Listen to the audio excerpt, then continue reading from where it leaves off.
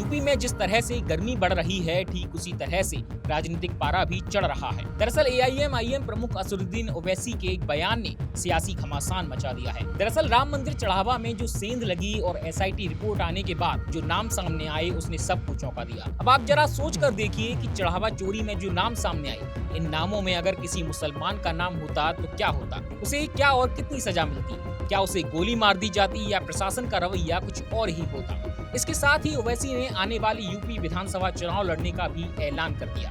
इसके बाद उनके इस बयान ने सियासी गलियारों के लोगों को सोचने पर मजबूर कर दिया है। आइए अब आपको मामला विस्तार से बताते हैं। दरअसल एआईएमआईएम प्रमुख असदुद्दीन ओवैसी ने यूपी में साल 2027 का विधानसभा चुनाव लड़ने का ऐलान करते हुए कहा कि भाजपा को सत्ता में आने से रोकने के लिए उनकी पार्टी गठबंधन करने से भी परहेज नहीं करेगी। इसके साथ ही बिजनौर की नजीबाबाद में आयोजित पैगाम इत्तेहाद कार्यक्रम में उन्होंने भाजपा, सपा और कांग्रेस पर भी निशाना साधा। साथ ही राम मंदिर चंदा मामले और वक्फ संशोधन कानून को लेकर भी केंद्र सरकार पर तीखा हमला बोला। ओवैसी ने कहा कि भारत के कोने कोने में मुसलमान नेता बने और वह बनेगा भी, क्योंकि बीजेपी मुसलमानों को टिकट कभी नहीं देती और देती भी है तो सिर्फ गुलाम बनाने के लिए।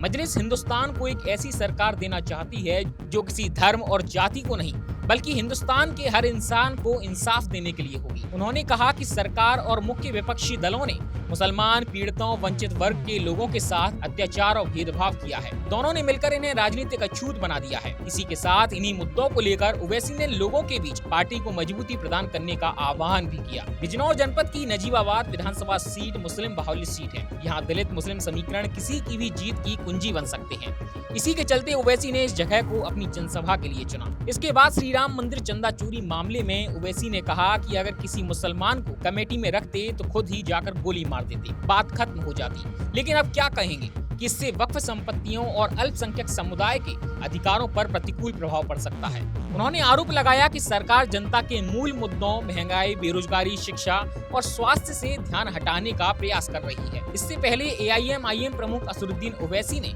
बहराइच की मटेरा विधानसभा सीट से शौकत अली को पार्टी का प्रत्याशी घोषित किया था। बहराइच में आयोजित जनसभा के दौरान ओवैसी ने लोगों से शौकत अली को भारी मतों से विजयी बनाकर विधानसभा भेजने की अपील भी की थी। इस दौरान उन्होंने मौजूदा विधायक पर निशाना साधते हुए कहा था कि अहंकार और दबदबे की राजनीति अब और नहीं चलेगी, बल्कि जनता की सेवा करने वालों को समर्थन मिलेगा।